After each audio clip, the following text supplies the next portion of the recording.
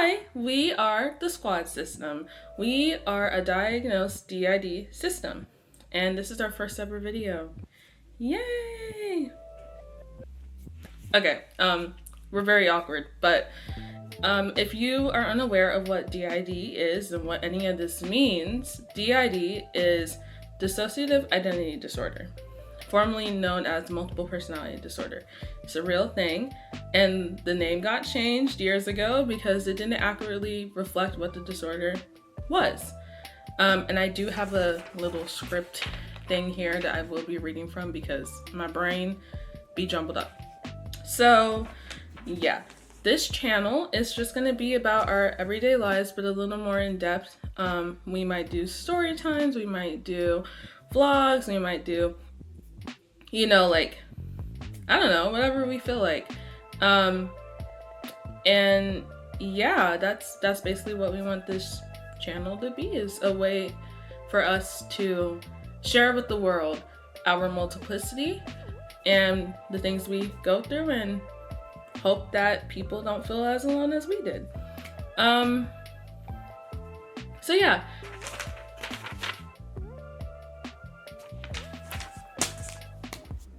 Anyway, D.I.D, like I said, stands for dissociative identity disorder. It is a disorder that forms in childhood, typically between the ages of 5 to 9, but it can kind of vary. And it is characterized by having 2 or more distinct identity states or parts. We call them alters because they're alternate states of identity. And basically what happens with D.I.D is it's a traumagenic disorder, meaning that it forms from repeated childhood trauma from such a short time span at such a young age. So we went through some shit and it caused our brain to kind of come up with this defense mechanism, which is D.I.D. And yeah, different alters have different, you know, roles that they play in protecting the body or the host. And yeah, I guess I should introduce myself. I'm Talana, by the way. This is my body. I identify with this body, and this body is life, this body's parents, that's all me, right? And then my alters are kind of like, they're kind of like my family in a way. I'll explain that in another video, like my relationship with my alters and all that, if you want. But yeah, usually when people see me, they see Talana. They don't see any of my other alters. They just see me. Until I tell them about my other alters, then they start to pick up on like, oh, I can see their posture is different.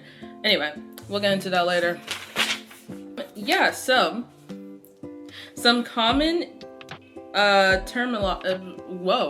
some common terminology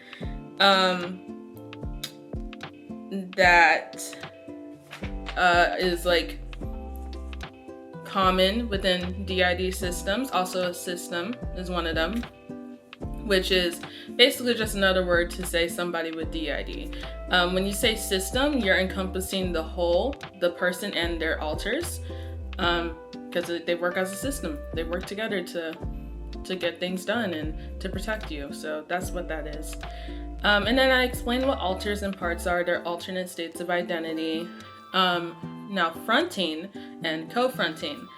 Fronting is when an alter is presenting themselves. So if I am like a different alter and I am controlling the body, I am speaking to other people, I am, you know, that is called fronting. And you can have like multiple different alters fronting at once, which is called co-fronting. So multiple different alters presenting themselves.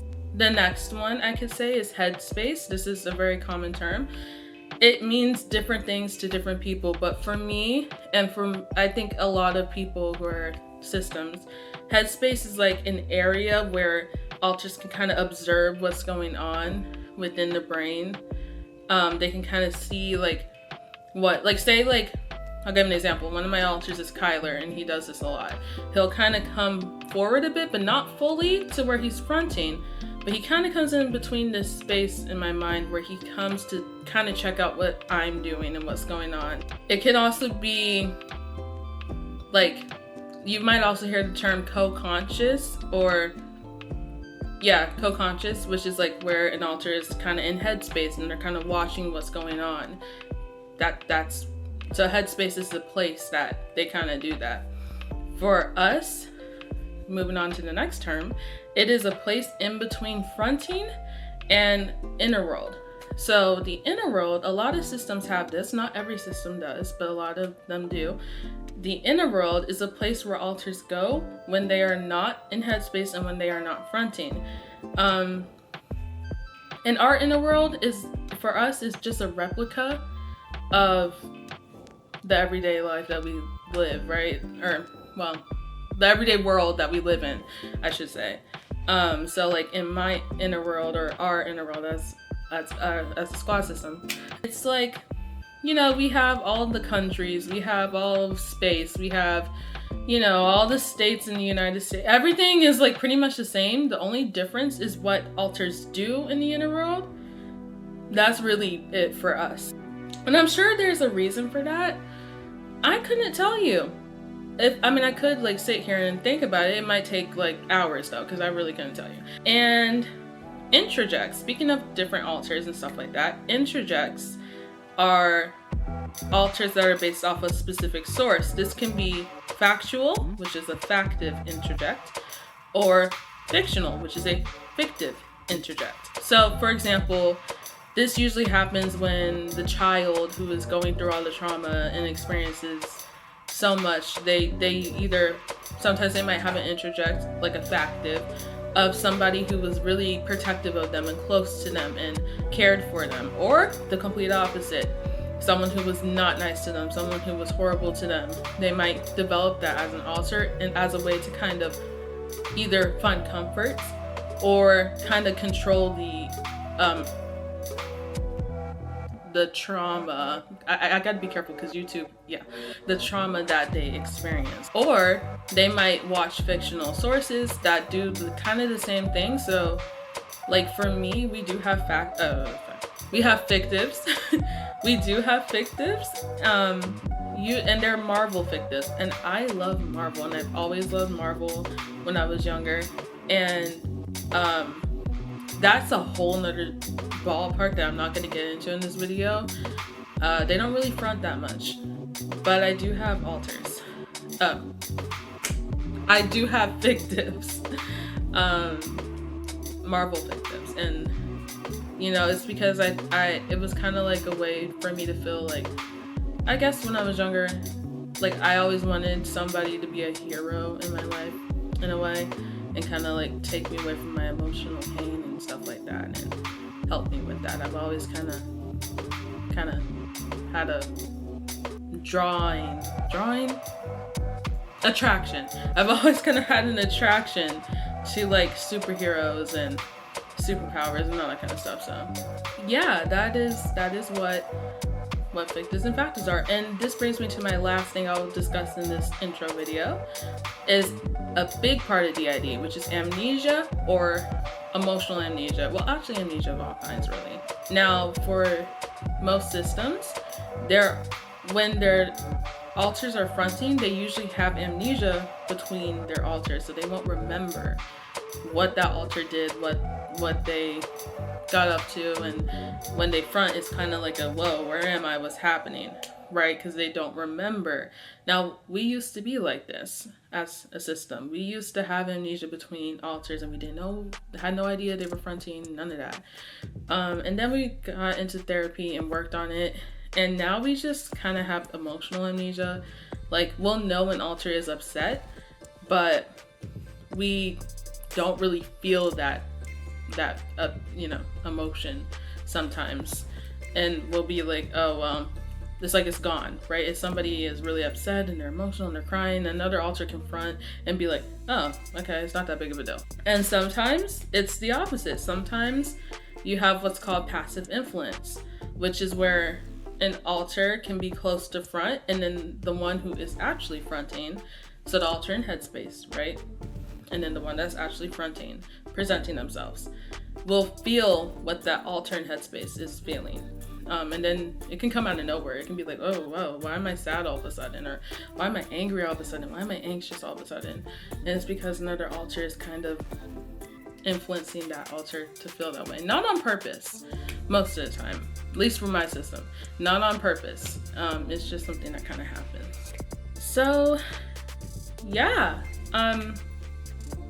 That's our intro video. A lot of information in such a short period of time. A lot of people might, well, a lot of people, I'm not gonna get that many views, but some people might be like, why did you wanna come forward and talk about your D.I.D and other comorbid disorders? Because we also have other things that we deal with, which I'm not gonna get into right now, but we will get into on our channel. You're gonna be hearing my parents. My bad. I live with my parents. Why did we want to make this video? Is because we don't want people to feel alone in their struggles or in their experience with neurodiversity. And we want to spread positivity and let people know that they don't have to hide who they are from the world. They can be themselves, and they can, if their systems even, they can express their multiplicity and not feel like it's too much for people, or not feel like scared to do so, like it's a bad thing to have D.I.D or other dissociative disorders. And yeah, because we would have loved to see somebody like us kind of come forward on YouTube. And I know we have some, but yeah, we just kind of wanted to just, you know, practice in a way, doing that, living by what we believe, which is that everybody, neurodivergent or not, has a place in this world. So yeah, I hope you guys subscribe and like our chaotic intro video. And I will see you in the next video. The next video will probably be us vlogging when we go to TidCon, because we also have Tourette syndrome. So we'll be going for the first time. Be exciting. Hopefully we'll make some friends. And yeah, that'll be in a few days, but you probably won't see that video for a little while. Yeah. Okay. Bye.